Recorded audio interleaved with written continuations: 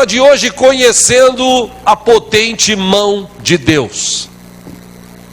Última mensagem desta série que nós começamos em maio, estudando sobre conhecer mais a Deus. Precisamos conhecer mais Deus.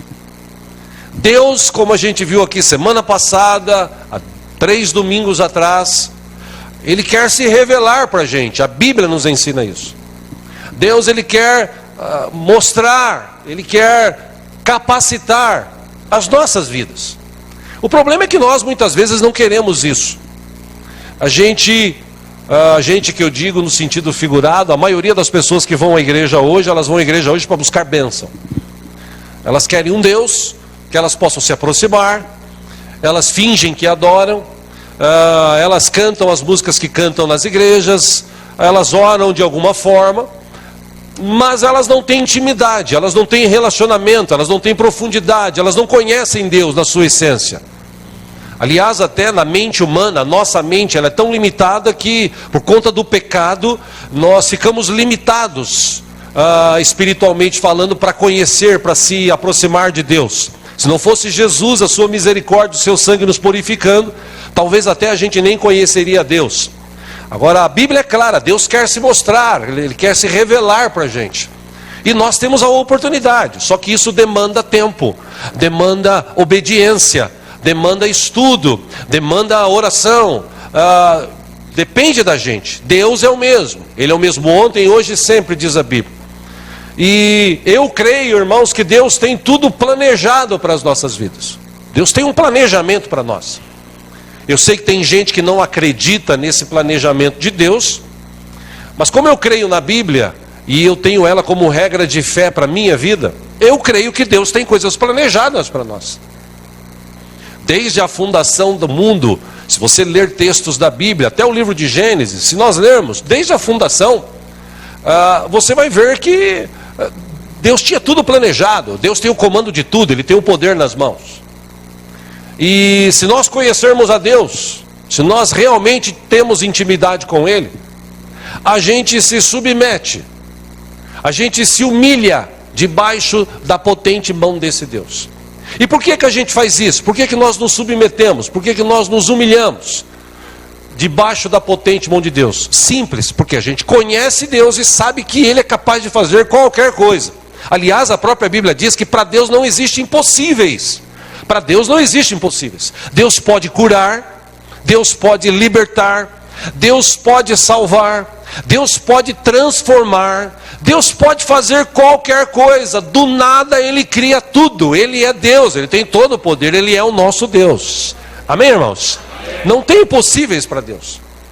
E estudando sobre este assunto, para terminar essa série de mensagens, acompanhe aqui no telão o livro de 1 Pedro, capítulo 5, versículo 6. O apóstolo Pedro escreveu o seguinte: portanto, humilhem-se debaixo da poderosa mão de Deus. Para quê? Ora, para que Ele os exalte no tempo devido. Só nesse versículo eu poderia pregar aqui uma meia hora. Porque o texto aqui é claro, quando você se humilha, tem uma versão da Bíblia que diz quando você se submete à potente mão de Deus, a poderosa mão de Deus, Ele no tempo certo ajeita as coisas. E você vai entender por que eu estou usando essa expressão, ajeitar as coisas. Versículo 7, o apóstolo Pedro aconselhou: lance sobre ele toda a sua ansiedade. A gente vive no tempo da ansiedade. As pessoas hoje elas são ansiosas. As pessoas hoje, a gente vive no tempo do fast food, a comida rápida. As pessoas querem tudo rapidamente, elas querem resolver questões rapidamente, elas querem que Deus faça tudo rapidamente, elas querem encontrar um Deus, uma igreja ou uma religião que possa resolver tudo rápido, para ele ganhar tempo na vida. E a gente sabe que para Deus tem tempo para tudo. Ele é Deus, Ele define, Ele determina, Ele tem todo o poder, é Ele que tem a mão potente, não somos nós. Então, quando nós cremos, quando nós nos submetemos, Pedro está dizendo o seguinte: lance sobre ele a tua ansiedade. Por quê? Ora, porque ele tem cuidado de você. No versículo 8 ele diz o seguinte: estejam alertas e vigiem. Por quê? Ora, o diabo, o inimigo de vocês, anda ao redor como leão, rugindo e procurando a quem possa devorar. Versículo 9, ele diz: resistam-lhe, permanecendo firmes na fé, sabendo que os irmãos que vocês têm em todo o mundo estão passando pelos mesmos sofrimentos. Versículo 10, o Deus de toda graça, que os chamou para a sua glória eterna em Cristo Jesus, depois de terem sofrido durante pouco de tempo, os restaurará, os confirmará, lhes dará forças e os porá sobre firmes alicerces. Ele termina esse bloco aqui dizendo: a ele seja o poder para todo sempre. Amém. O que Pedro quis dizer aqui? Irmão, você conhece Deus? Submeta-se. Porque se você não se submeter a Deus, você vai fugir daquilo que Deus tem previamente descrito, propositalmente preparado para mim e para você.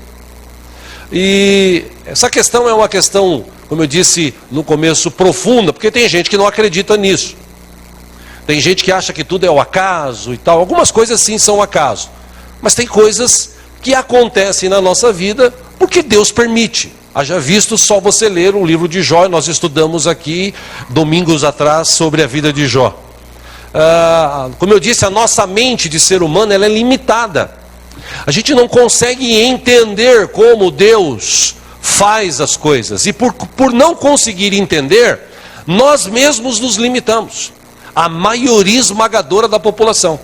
Diferentemente dos grandes gênios, que eles desenvolvem uma coisa, criam uma coisa, e eles insistem, e eles lutam, e eles pensam, repensam, refazem. São poucos os que fazem isso. A maioria esmagadora aceita essa limitação e para nisso.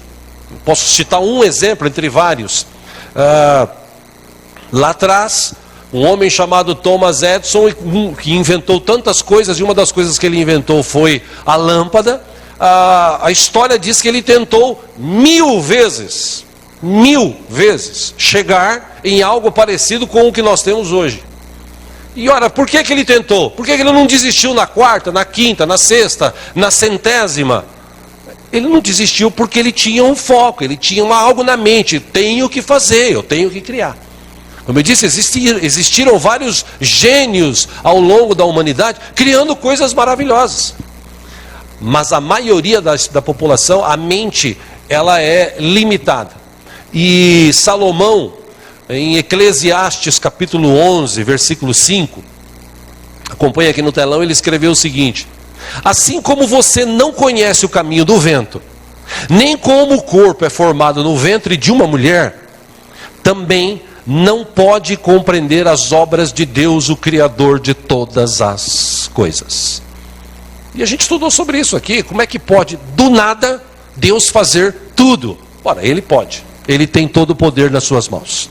Por isso, se nós entendermos que nessa sua onipotência, que é um dos atributos de Deus, onipresente, onisciente, onipotente, se nessa sua onipotência, se nesse seu poder, se nós entendermos o poder de Deus, meu irmão, coisas tremendas vão acontecer nas nossas vidas. Não é mais para nós vivermos esta mesma vida que a gente vive. A gente pode até ter uma vida difícil, amargurada, cheia de altos e baixos, mas quando nós conhecemos Deus na sua essência e nos submetemos, é impossível Deus não mudar histórias, Deus não curar, é impossível Deus não trazer coisas novas. Impossível, senão a Bíblia seria mentirosa.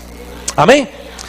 Para te mostrar isso, quem sabe até, como diz alguns, te provar isso, quero ler um texto com você, você que trouxe a sua Bíblia. Vamos ler juntos no Salmo 139, escrita de Davi, muito conhecida. Deus é bom. Se tiver alguém sem Bíblia do teu lado, se você puder repartir a leitura, por favor, faça isso. Salmo 139. Essa onipresença, onisciência e também onipotência deste nosso Deus, esses atributos que Deus tem, eles são meio que descritos por Davi neste salmo aqui, o Salmo 139. Vamos lá, versículo 1 do Salmo 139, está escrito: Senhor, tu me sondas e me conheces. Versículo 2, a onisciência de Deus: sabes quando me sento e quando me levanto. De longe percebes os meus pensamentos. Versículo 3, sabes muito bem quando trabalho, quando descanso. Todos os meus caminhos são bem conhecidos por ti. Versículo 4, antes mesmo que a palavra me chegue à língua, tu já a conheces inteiramente, Senhor. Versículo 5, tu me cercas por trás e pela frente, e pões a tua mão sobre mim. Versículo 6, tal conhecimento, ou seja, essa questão de entender como as coisas são formadas, é maravilhoso demais, e está além do meu alcance. É tão elevada, ou tão elevado, que não o posso atingir. Aí ele descreve, Davi descreve o seguinte, versículo 7, para onde poderia eu escapar do teu Espírito? Onipresença de Deus, ele está em todos os lugares. Para onde poderia fugir da tua presença? Versículo 8, se eu subir aos céus, lá estás. Se eu fizer a minha cama na sepultura, também lá estás. Versículo 9, se eu subir com as asas da alvorada e morar na extremidade do mar, 10, mesmo ali a tua mão direita me guiará e me susterá. Aleluia. Versículo 11, mesmo que eu diga que as trevas me encobrirão e que a luz se tornará noite ao meu redor, 12, verei que nem as trevas são escuras para ti. A noite brilhará como o dia, pois para ti as trevas são luz. Versículo 13, tu criaste o íntimo do meu ser e me teceste no ventre de minha mãe. Versículo 14, eu te louvo, porque me fizeste de modo especial e admirável. Tuas obras são maravilhosas, digo isso com convicção. Versículo 15, meus ossos não estavam escondidos de ti em secreto. Fui formado e entretecido como nas profundezas da terra. 16, os teus olhos viram o meu embrião. Todos os dias determinados para mim foram escritos no teu livro antes de qualquer deles existir. 17, como são preciosos para mim os teus pensamentos, ó Deus, como é grande a soma deles.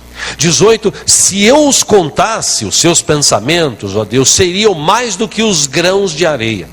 Se terminasse de contá-los, eu ainda estaria contigo. Aí ele dá uma introdução aqui no assunto. 19, quem dera matasses os ímpios, ó Deus, afastem-se de mim os assassinos. Por quê? 20, porque falam de ti com maldade, em vão rebelam-se contra ti. 21, acaso não odeio os que te odeiam, Senhor, e não detesto os que se revoltam contra ti? 22, eu tenho por eles ódio implacável, eu considero-os inimigos meus. Versículo 23, sonda-me, ó Deus, e conhece o meu coração. Prova-me e conhece as minhas inquietações. 24, vê se em minha conduta algo te ofende, e dirige-me pelo caminho eterno. Nessa descrição aqui, Salmo 139, 16, vou até pedir para eles repetirem aqui no telão, só esse versículo. Os teus olhos viram meu embrião. Todos os dias determinados para mim foram escritos no teu livro antes de qualquer deles existir. O que Davi está dizendo aqui? Deus tinha planejado. E eu acredito nisso. Eu não acredito que Deus tenha escrito assim, Vou pegar os da frente aqui. De manhã eu peguei um casal, vou pegar uma Maria Senhora, né, irmãos? Posso falar da senhora? Maria Senhora de Jesus, ela chama, né? 102 anos, pisou na lama. Não, estou brincando, não tem tudo isso não. Maria Senhora vai sofrer a vida toda, vai se lascar quando ela começar a trabalhar. Você acredita que Deus escreveria isso de mim e de você? Claro que não. A vontade de Deus é boa, perfeita e agradável. A questão é que nós não conhecemos Deus e não nos submetemos a Ele. O que a gente faz? Vou citar outro texto, Jeremias 6,16. Assim diz o Senhor: ponde-vos nos caminhos e vede, e perguntai pelas veredas antigas, qual é o bom caminho, e andai por essas veredas. Se você fizer isso, você achará descanso para a sua alma. Mas eles dizem: não andaremos nela. O que está falando de veredas antigas? Bom, Deus escreveu um caminho para eu percorrer. Se eu conheço Deus, se eu sou fiel a Ele, se eu me submeto a Ele, eu vou continuar neste caminho. Agora, se durante esse caminho eu der uma vacilada, eu vou sair do caminho. Aí eu andei, fiz, pintei, bordei e tal, aí de repente falo, não, eu vou voltar para o caminho. Deus vai te receber de volta, Deus vai perdoar os teus pecados. As consequências desses pecados você vai acabar sofrendo. E como eu falei de manhã aqui, tudo tem um histórico, tudo que acontece na nossa vida tem um histórico. Nada acontece assim, por acaso, é uma coisa ou outra. A maioria tem um histórico. Por exemplo, por que chega no final da vida a pessoa fica com um rim mau? Fica com a bexiga má, passa problemas de rim, de bexiga, passa problemas com o pulmão. Por quê? Porque ela tem um histórico, ela fumou, ela bebeu. Por que existem pessoas que têm enfermidades nas suas vidas? Simples, ela tem um histórico. Ela não aprendeu a perdoar pai, mãe, filhos, pessoas, e isso traz para ela. Tem um histórico, essa pessoa foi a vida inteira invejosa, aí ela se converteu, entendeu que ela não pode ser, nem precisa ser invejosa. Então ela tem que mudar isso. Só que a Bíblia diz que a inveja apodrece os ossos. Então a pessoa tem um histórico. Mas quando você volta para os caminhos, ou quando você começa a trilhar essa vereda, e se submete à potente mão de Deus, Deus guarda, Deus livra, Deus muda a história.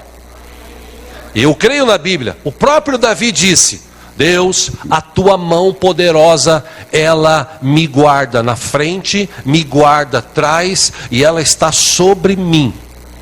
Ou seja, a Bíblia também diz que o maligno só toca em minha vida e na tua vida se Deus permitir, ou se eu der brecha.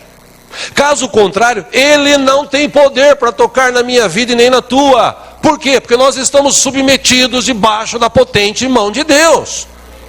E se nós resistirmos o diabo, ele vai fugir.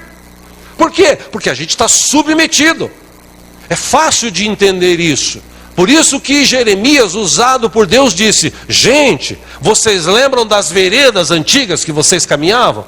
Lembra o caminho que vocês trilhavam? A gente lembra, sim. Que caminho era esse? Era um caminho de negação. Eu saí daquela vida, vivi uma nova vida diante de Deus. Aí ele está dizendo: se vocês encontrarem ou reencontrarem essas veredas antigas, a sua vida, esse bom caminho e andar nele, você vai achar descanso para a sua alma. Mas o povo da época, ele dizia o seguinte: eu não quero andar nesse caminho.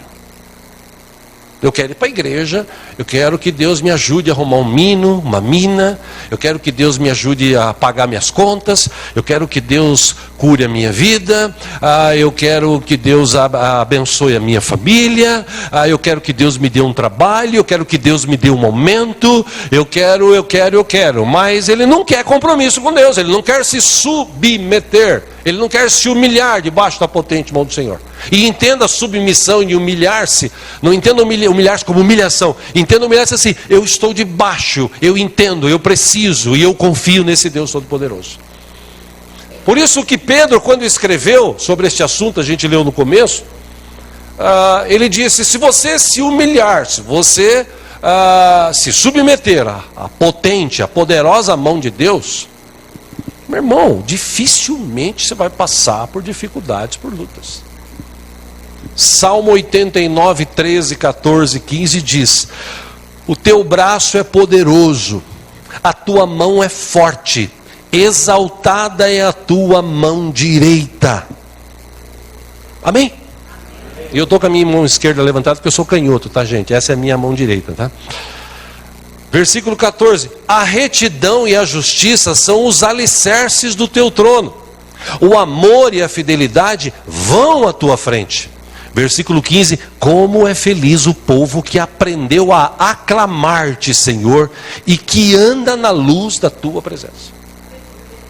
Quando eu ando, quando eu me submeto, quando eu estou nos caminhos que Deus escreveu para mim, quando eu não saio deles, quando eu estou ali caminhando, e aí você fala assim: poxa, pastor, então vai ser tudo. Você vai passar às vezes por dificuldades, eu e você vamos passar por lutas, mas ainda assim o Senhor sempre tem algo escrito assim: no final vai dar tudo certo porque eu estou contigo, eu tenho poder para fazer qualquer coisa na tua vida. Amém, irmãos? Esse é o Deus que eu conheço. Não sei se você conhece, mas esse é o Deus que eu conheço. E a mão desse Deus, ela é tão poderosa, ela é tão maravilhosa, que na história da Bíblia, várias pessoas que conheceram Deus, que se submeteram a Ele, foram pessoas que foram muito bem sucedidas. E eu creio que Deus quer que eu seja, que você seja bem sucedido.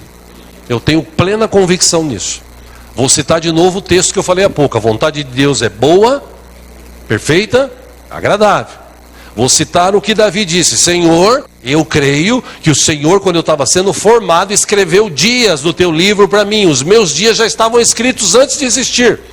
Senhor, a tua mão poderosa, ela está na minha frente, ela está atrás e ela está sobre mim. Então, eu creio na Bíblia. Amém? Você crê na Bíblia? Então, o que Davi fez? Se submeteu.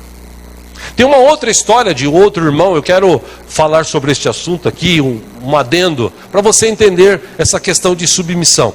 Vamos ler juntos aí, se você trouxe a Bíblia, no livro de Neemias, no capítulo 1. Neemias, capítulo 1. Pastor, tem na Bíblia? Tem, pode procurar que tem. É que hoje com essa mamata de celular, né? Só não pode acabar a bateria, senão lascou. Mas é bom a Bíblia, porque você aprende, né? A folheá-la, a guardá-la no teu coração. Vamos lá. Amém, irmãos? Vocês estão aqui? Tudo bem? Oh, Jesus. Deus é bom. Neemias, capítulo 1. Como disse meu cunhado aqui nos 6 dias que ele veio pregar, ele disse: quem achou, diga assim: eu vou morar no céu. Ninguém achou? Ah, que bom, ufa, Jesus, glória a Deus. Aí ele falou: e quem não achou, diga assim: eu também. Brincou aqui com a gente. Vamos lá, Neemias capítulo 1. Veja que maravilhosa essa história. Versículo 1, palavras de Neemias, filho de Acalias. No mês de Quisleu, no 20º ano, enquanto eu estava na cidade de Suzã. Versículo 2, Anani, um dos meus irmãos, veio de Judá com alguns outros homens, e eu lhes perguntei acerca dos judeus que restaram, os sobreviventes do cativeiro, e também sobre Jerusalém. Versículo 3, e eles me responderam: aqueles que sobreviveram ao cativeiro e estão lá na província, passam por grande sofrimento e humilhação. O muro de Jerusalém foi derrubado e suas portas foram destruídas pelo fogo. Versículo 4, quando ouvi essas coisas, sentei-me e chorei. Passei dias lamentando-me, jejuando e orando ao Deus dos céus. Versículo 5, então eu disse: Senhor, Deus dos céus, Deus grande e temível, fiel à aliança e misericordioso com os que te amam e obedecem aos teus mandamentos. Versículo 6, que os teus ouvidos estejam atentos e os teus olhos estejam abertos para a oração que o teu servo está fazendo diante de ti, dia e noite, em favor de teus servos, o povo de Israel.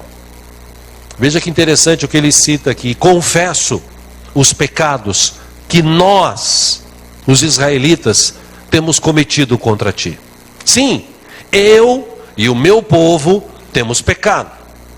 Versículo 7, agimos de forma corrupta e vergonhosa contra ti. Não temos obedecido aos mandamentos, aos decretos e às leis que deste ao teu servo Moisés. Versículo 8, Neemias diz: lembra-te agora do que disseste a Moisés, teu servo. Se vocês forem infiéis, eu os espalharei entre as nações. 9, mas se voltarem para mim, obedecerem aos meus mandamentos e os puserem em prática, mesmo que vocês estejam espalhados pelos lugares mais distantes, debaixo do céu, de lá eu os reunirei e os trarei para o lugar que escolhi para estabelecer o meu nome. Versículo 10, estes são os teus servos, o teu povo. Tu os resgataste com o teu grande poder e com o teu braço forte. Versículo 11, Senhor, que os teus ouvidos estejam atentos à oração deste teu servo e à oração dos teus servos que têm prazer em temer o teu nome. Faze com que hoje este teu servo seja bem-sucedido, concedendo-lhe a benevolência deste homem. Aí ele diz: nesta época eu era o copeiro do rei. Ele não era mais nada nem que isso. Ele não era sacerdote, não era presbítero, nem pastor. Ele não era nada. Ele era o copeiro do rei. E ele estava ali como escravo. Capítulo 2 agora de Neemias. Versículo 1. No mês de Nisan, do 20º ano do rei Artaxerxes. E segundo alguns historiadores, esse mesmo reinado aqui foi na época de Ester e Mardoqueu. Eles não sabem se eles se conheciam, mas foi mais ou menos nessa época. Na hora de servir-lhe o vinho, levei-o ao rei. Eu nunca antes tinha estado triste na presença dele. Versículo 2, por isso, o rei me perguntou: por que o seu rosto parece tão triste se você não está doente? Essa tristeza só pode ser do coração. Com muito medo, 3, eu disse ao rei: que o rei viva para sempre. Como não estaria triste o meu rosto se a cidade em que estão sepultados os meus pais está em ruínas e as suas portas foram destruídas pelo fogo? 4, o rei me disse: o que você gostaria de pedir? Então orei ao Deus dos céus. 5, e respondi ao rei: se for do agrado do rei, e se o seu servo puder contar com a sua benevolência, que ele me deixe ir à cidade onde meus pais estão enterrados em Judá, para que eu possa reconstruí-la. Versículo 6, então o rei, estando presente a rainha, sentada ao seu lado, perguntou-me: quanto tempo levará a viagem? Quando você voltará?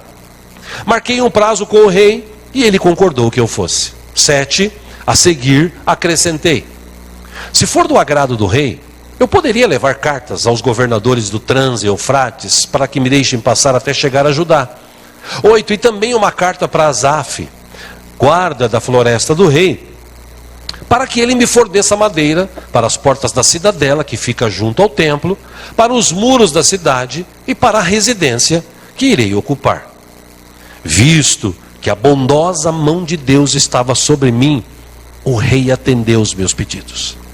Versículo 9, com isso fui aos governadores do Trans-Eufrates e lhes entreguei as cartas do rei. Acompanhou-me uma escolta de oficiais do exército e de cavaleiros que o rei enviou comigo. 10, e último, Sambalate, o Horonita, e Tobias, o oficial amonita, ficaram muito irritados quando viram que havia gente interessada no bem dos israelitas. Só até aí. O que eu quero te mostrar com essa história aqui? Neemias, como o povo da época, eles saíram debaixo da potente mão de Deus. Tem uma escrita, eu já citei aqui, eu vou repetir. Isaías, certa vez, profetizando ao povo, o povo perguntou assim: Isaías, Deus parou de abençoar a gente? Deus tirou a mão? Isaías falou: não, Deus continua sempre com a mão estendida. E ai de nós se Deus não continuasse com a sua mão poderosa estendida cuidando de tudo. Ele disse: ao contrário, vocês que pecaram e saíram debaixo da mão potente do Senhor. Neemias, como o povo da sua época, estava assim. Neemias estava numa situação um pouco melhor. Ele estava lá como copeiro do rei, mas ele era um prisioneiro. E ainda assim, mesmo prisioneiro, todos os dias ele ia servir o rei. Ele ia com alegria. Bom dia, seu rei, tudo bem? Ele tinha todos os motivos para chegar lá e falar: "O rei, toma aí essa porcaria". Ao contrário disso, segundo o texto, só nesse dia que ele ficou sabendo do que estava acontecendo com os seus correligionários, irmãos e tal, ele se apresenta com uma tristeza. Mas antes de se apresentar, presta atenção nessas dicas que eu vou te dar baseado nesse texto. Antes de se apresentar, Neemias chorou, jejuou e depois orou.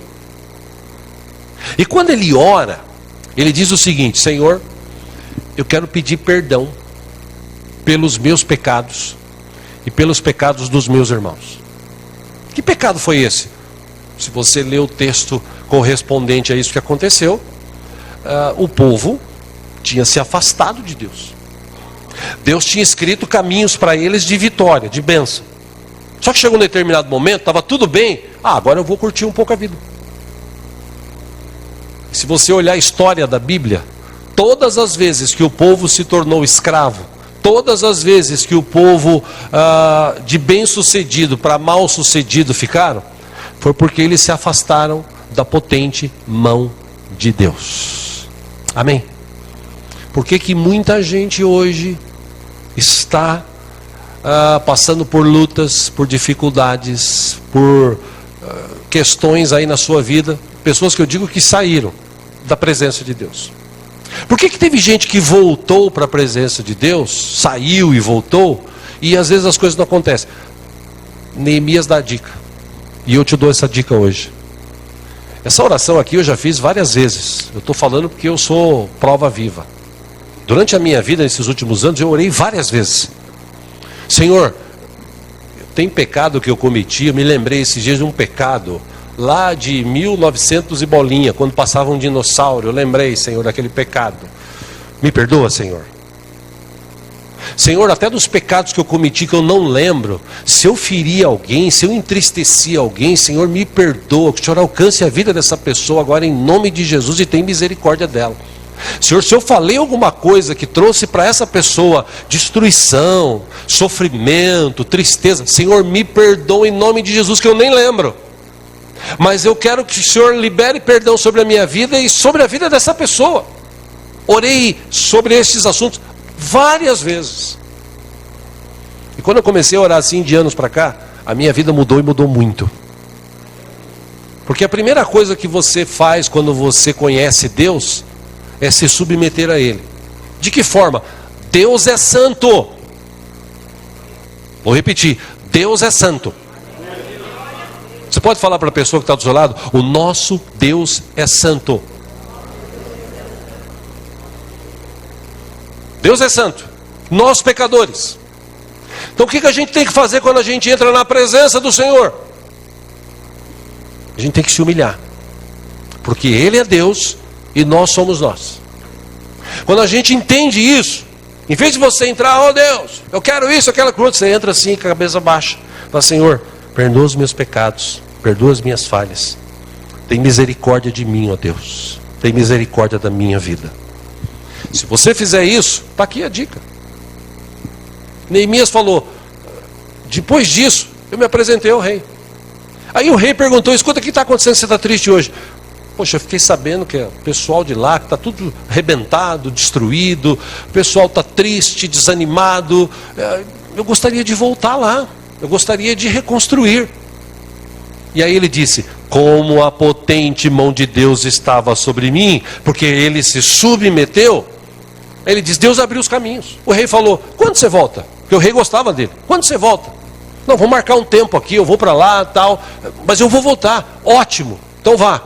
Olha, eu preciso de umas cartas para entregar para os reis, para as pessoas das províncias, para eu passar. Chegando lá, eu preciso de uma outra carta para entregar para Asaf, que é o cara que corresponde lá pela floresta do Senhor, que eu preciso de madeira para reconstruir lá o local. Tudo bem? Tudo bem, meu filho, está aqui as cartas. E a Bíblia diz que Neemias foi. E tudo o que ele propôs no seu coração, Deus abençoou. É só você ler Neemias aí, os capítulos que tem. E eu quero te deixar claro aqui uma coisa, porque no capítulo 2, no versículo O último que nós lemos aqui, o 10. Se você tiver tempo, leia na sua casa. Esse Sambalate e Tobias eram oficiais que serviam ao rei. Mas como eles estavam distantes do rei, é tipo assim, eles faziam o que eles queriam. E o que eles queriam? Eles queriam que o povo israelita, que o povo hebreu, morressem, fossem destruídos. Eles faziam de tudo. E quando eles souberam que estava vindo alguém para tentar reconstruir, eles fizeram de tudo para impedir. Aliás, essa história é muito interessante, porque quando Neemias chega, Neemias conversa, Neemias ora, Neemias pede perdão com o povo, ou junto com o povo para Deus, Neemias, ele explica tudo que Deus colocou no coração dele, ele explica tudo que estava acontecendo lá, ele chega, ele convence os irmãos oram. Tinha um assunto difícil de se resolver naquela época, porque os mais ricos que moravam lá, estavam explorando os irmãos mais pobres. Explorando assim a ponto de cobrar juros absurdos, e eles não ter como pagar com propriedade, pagar com o que eles colhiam, e alguns estavam pagando até com filhos. Quando Neemias soube disso, falou assim: vocês estão loucos, vocês não conhecem Deus, o Deus que vocês dizem que serve, vocês estão vivendo assim, é por isso que o negócio não vai para frente, e é por isso que muita igreja não vai para frente, porque as pessoas não são unidas, as pessoas estão se degladiando, falando mal umas das outras, e Deus não nos chamou para falar mal uns dos outros, Deus nos chamou para nos amarmos uns aos outros.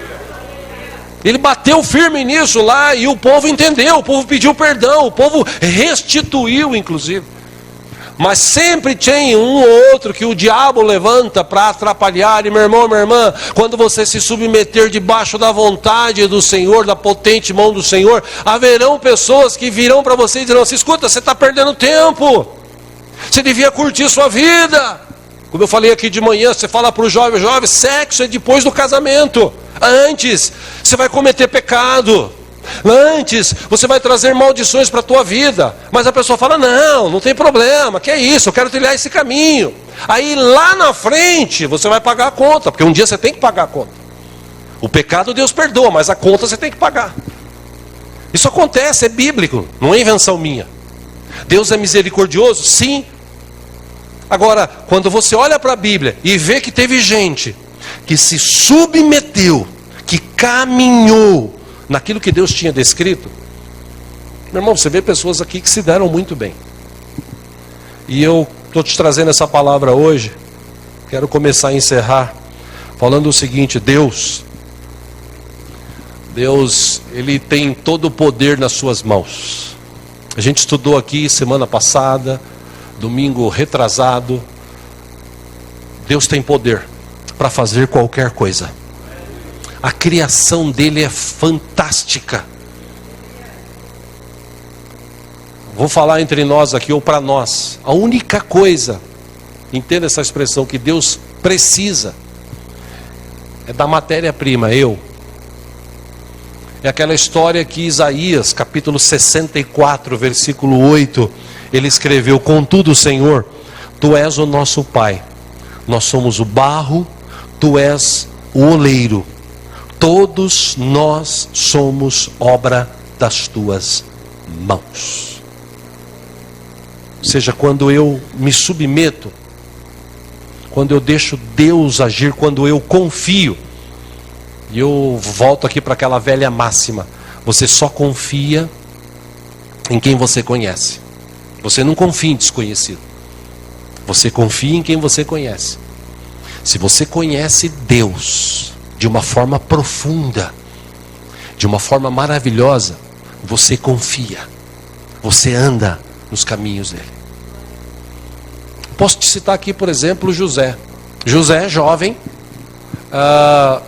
os irmãos tinham inveja, o pai não criou bem a família, os irmãos tinham inveja dele porque ele gostava mais daquele do que os outros, era filho da mulher que ele mais amava, e o paparicou a vida toda, e os irmãos tinham ciúmes. Os irmãos acabaram vendendo, ele foi parar lá para o Egito.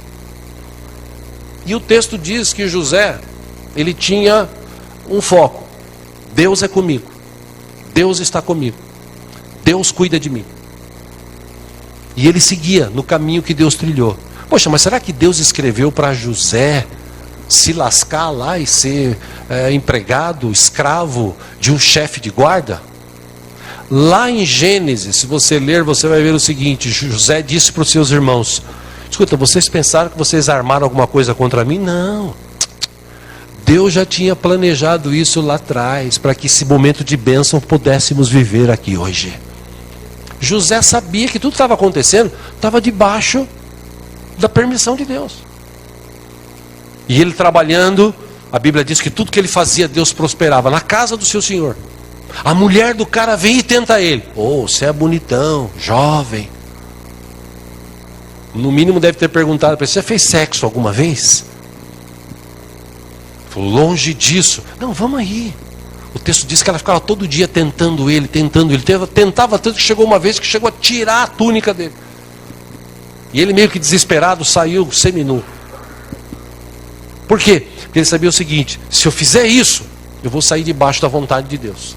Então eu vou continuar aqui, porque eu sei o que Deus tem para a minha vida. Por causa disso, ele foi parar na prisão. Mas lá na prisão, o texto diz que tudo que ele fazia, Deus prosperava. Por quê? Porque ele estava debaixo da potente mão de Deus. Até o dia que Deus falou assim: é hoje. Porque Deus pode fazer assim, né? É hoje. Quem sabe ele faça assim, é hoje para mudar a tua vida. José escravo, José na prisão, José lá condenado por algo que ele não fez, mas estava lá até o tempo de Deus. Lembra-se o que Pedro escreveu? Humilhe-se debaixo da potente mão de Deus, que no tempo certo ele vai te exaltar. José estava ali, mas o texto diz que ele não estava lá reclamando: Deus, Deus, quer ver? Por causa daquela mulher lá eu estou aqui. O Senhor podia ter mudado a minha vida, o Senhor podia ter me defendido, mas eu estou aqui. Poxa Deus, onde já se viu? Eu não quero mais saber do Senhor. Não. O texto diz que todo dia José levantava e trabalhava na prisão. E o texto diz que tudo que ele fazia lá, Deus prosperava. Meu irmão, como é que pode Deus prosperar coisa dentro de prisão? Pode, porque ele tem poder. E de repente, de manhã, ele estava preso. No começo da tarde, ele estava diante de Faraó. Faraó tira um anel, coloca no dedo dele e fala assim: todo o reino, depois de mim, quem manda é esse cara aqui. E Deus honrou e exaltou a vida de José. Por quê? Porque ele se submeteu. Amém? Se você olhar a vida de Daniel, é a mesma coisa. Daniel, jovem, foi levado cativo, ele e vários jovens. Chegando lá, a maioria olhou e falou assim: lascou, saímos da nossa terra, estamos presos, agora já era, o nosso futuro. Aí viram a mesa do rei e falou: vamos comer, vamos lá, e se dane. Daniel, Sadraque, Mesaque, Abednego, eles olharam para aquilo e falaram assim: nós não vamos participar dessa mesa, porque a gente conhece a lei do nosso Deus e a gente está submetido a ela. E por estarmos submetidos à lei do nosso Deus, a gente não quer compartilhar disso. Vamos fazer um esquema aqui, um trato. Deixa a gente comer legumes. Depois de 10 dias você vai ver se eu e eles não estão melhor do que esses. Você mesmo vai julgar, falou para o chefe da guarda. E o texto diz que por causa dessa atitude,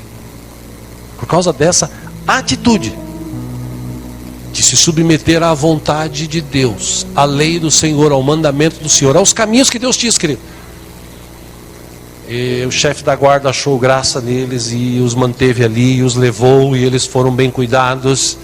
E a história de Daniel, os outros 3 você sabe, a história de Daniel,